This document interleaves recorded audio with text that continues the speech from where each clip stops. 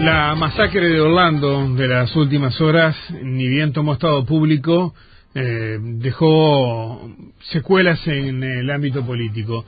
Los candidatos a la presidencia estadounidense abogaron por un mejor control de las armas, en el caso de Hillary Clinton, y en críticas de Donald Trump al gobierno ante el islamismo.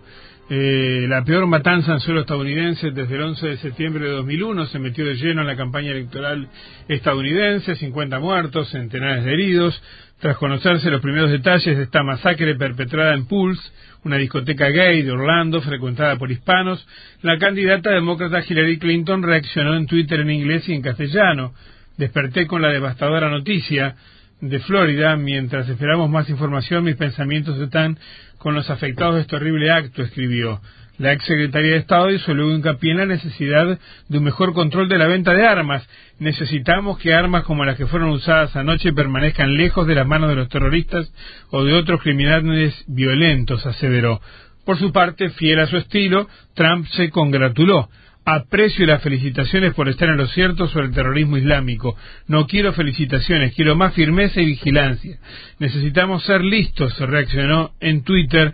Y bueno, cada uno aprovechó la instancia para fortalecer sus planes, sus políticas, sus pensamientos en torno a lo que debe hacerse para obtener más seguridad en el país. Es muy delicado y es chocante, sobre todo, aunque no deja de ser absolutamente real, que cuando hay una campaña electoral coincidiendo con este tipo de episodios, quienes mejor se posicionen pueden terminar sacando un rédito a la hora de contar los votos al fin del día electoral. Es muy feo reconocerlo, es muy feo decirlo, pero la realidad nos ha demostrado que una y otra vez esto tiene mucho que ver. Y si no, allí están las elecciones de España, cuando el atentado de Atocha, ¿no? Sí, elecciones que se revirtieron contra todas las tendencias en 48 horas por lo que había sido aquel atentado. A ver, ¿tendrá algún efecto más, aparte del disparado de forma espontánea en las horas posteriores al hecho, o se va a ir diluyendo todo esto?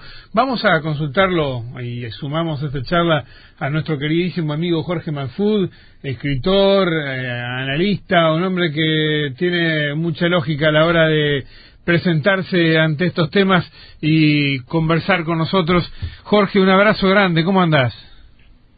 Un abrazo. Mi esposa no está de acuerdo que tengo mucha lógica, pero no importa.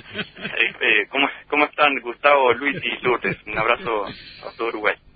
Jorge, ¿alguno de ustedes? Sí. Perdón, uno de ustedes recién mencionaba el caso de Atocha, que eso fue en marzo de 2004. Y es un dato importante, no solamente el hecho, sino el timing. Vamos a ver, aquel atentado ocurrió, si mal no recuerdo, 3 días antes de las elecciones. Sí. Y el PP y Aznar quisieron rápidamente responsabilizar a ETA por obvias razones. Había la invasión en Irak, en la cual participó Aznar, que quería sacar a España del rincón de la historia, como decía, yo estaba allá en ese momento. Era muy impopular esa invasión y entonces quisieron responsabilizar a la ETA y resultó al final de que no era. Bueno, 3 días antes eso dio vuelta a las elecciones. Pero hay otros ejemplos. Por ejemplo, recordarán el video de Osama Bin Laden en octubre del 2004, el mismo año, unos meses después, y eso ocurrió 4 o 5 días antes, octubre, 4 días antes de las elecciones generales en Estados Unidos. Y en aquel momento, a las pocas horas, Bush saca una gran ventaja sobre el senador Kerry. Eso fue definitivo. Bueno, entonces tenemos dos datos que sí, claro, que tienen un gran impacto, pero otro dato importante es que los dos hechos que ustedes mencionaban y el otro que estoy agregando ocurrieron con muy pocos días de diferencia. Claro, ahora estamos hablando de unas elecciones que van a ser recién el 8 de noviembre. Exacto, y lo hemos mencionado también en otras conversaciones con ustedes ahí. Lamentablemente la memoria, podemos decir la memoria emocional de colectiva, no es a muy largo plazo. Esos hechos deben ocurrir en un margen breve para que la gente actúe de una forma más emocional que racional. En este caso todavía falta mucho tiempo y lamentablemente es de esperar que otras tragedias ocurran de aquí a las elecciones.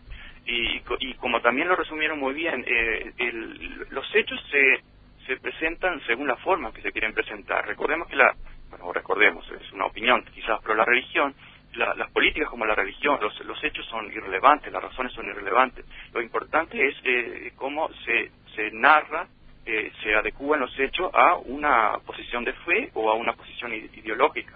Los dos partidos perfectamente pueden sacar provecho de un mismo hecho y inclinarlo, darle una semantización o un significado para un lado o para el otro. A ver si te entiendo, Jorge. Perdón que te corte ahí. Orientar esto como un acto homofóbico, digamos, están presentes indiscutiblemente los dos componentes, ¿no? Hay una persona que actúa también bajo cierta prédica islamista, pero con un componente homofóbico fuerte. El discurso de estos dos que sobresalga sobre el otro puede terminar incidiendo a favor de uno u otro candidato. Sí, claro. Vamos a ver, en muchos componentes. En realidad, sí hay un vínculo con el ISIS o el Estado Islámico. Eso se puede explotar, y es lamentable que estemos hablando de esta forma, porque hay 50 personas que murieron y más de 50 están heridas. Pero bueno, inmediatamente, no solamente en la prensa, sino los políticos, sino también los comentarios de las primeras versiones que surgieron, están automáticamente politizados, y cada uno trata de poner la situación a favor de su punto de vista ideológico. Es un acto homofóbico, entre otros, tiene un componente homofóbico, entre otros elementos. Obviamente, ahora, el Partido Republicano no es el más indicado para decir que ha luchado por la lucha de los gays.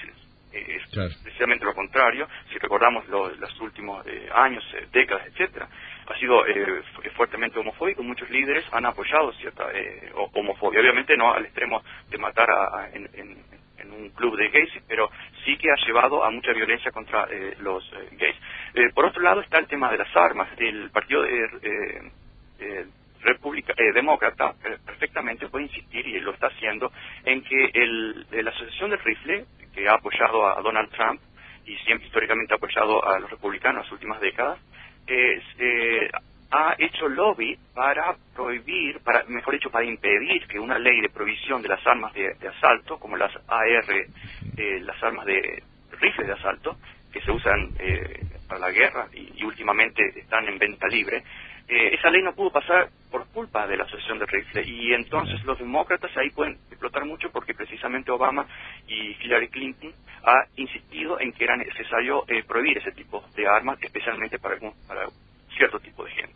Entonces, por ahí hay mucho material para trabajar a favor de los demócratas. Por el otro lado, el tema de la islamofobia o del hecho real de cierto peligro o amenaza a través de los radicales islamistas, que sería un elemento a favor, para trabajarlo a favor de los republicanos. Es decir, depende de cuál de los dos haga un mejor trabajo narrativo.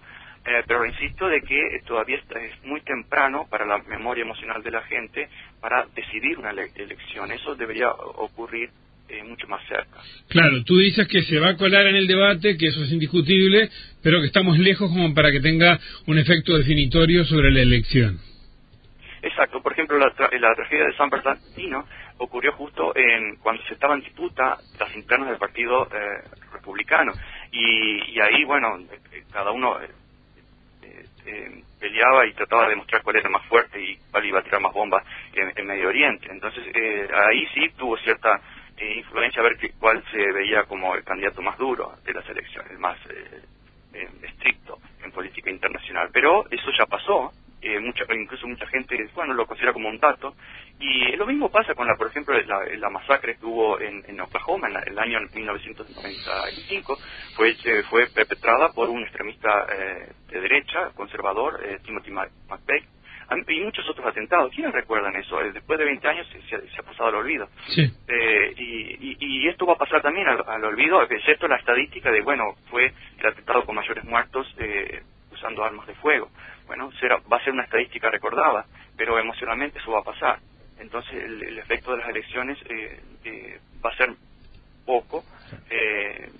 Tendrá algunos puntos de sube y baja. Recuerdan que también yo creo que lo que debe hacer Donald Trump, si quiere ganar, es no cansar mucho a la gente, porque su discurso ha sido seductor para aquellos ultraconservadores, especialmente aquellos que consideran la segunda enmienda como una señal de identidad, como una bandera, es decir, no prohibir las armas, que también ha sido una señal de identidad en no los conservadores, sino en la izquierda y el uruguayo, como por ejemplo en Fernández Huidobro era un defensor de la posesión de armas por parte de los civiles. Entonces depende de la lectura que se haga cada uno. Uno dice, bueno, las armas ayudan a reducir el crimen, otros no, están provocando que los crímenes sean aún peores, obviamente.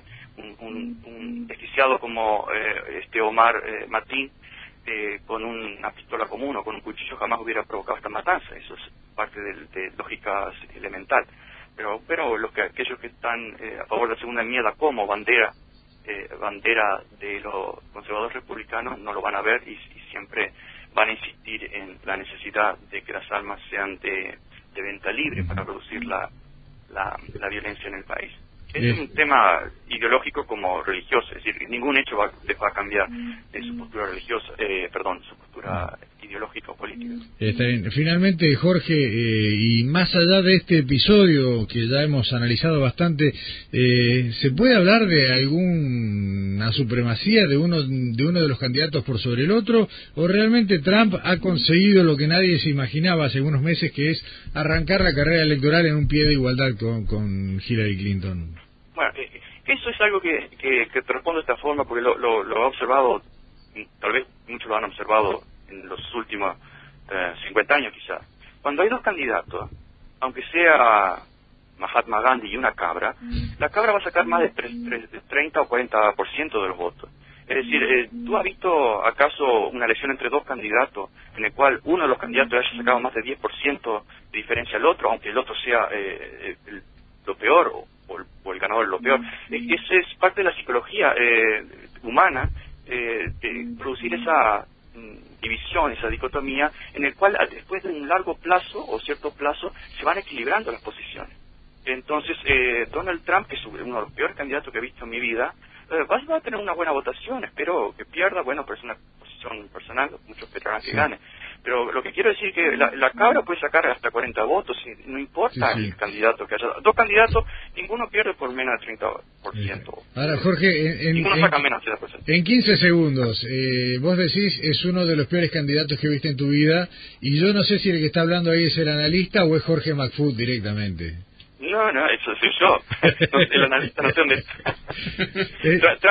Trato de ser racional, pero como cualquiera. Es visceral eso, ¿no?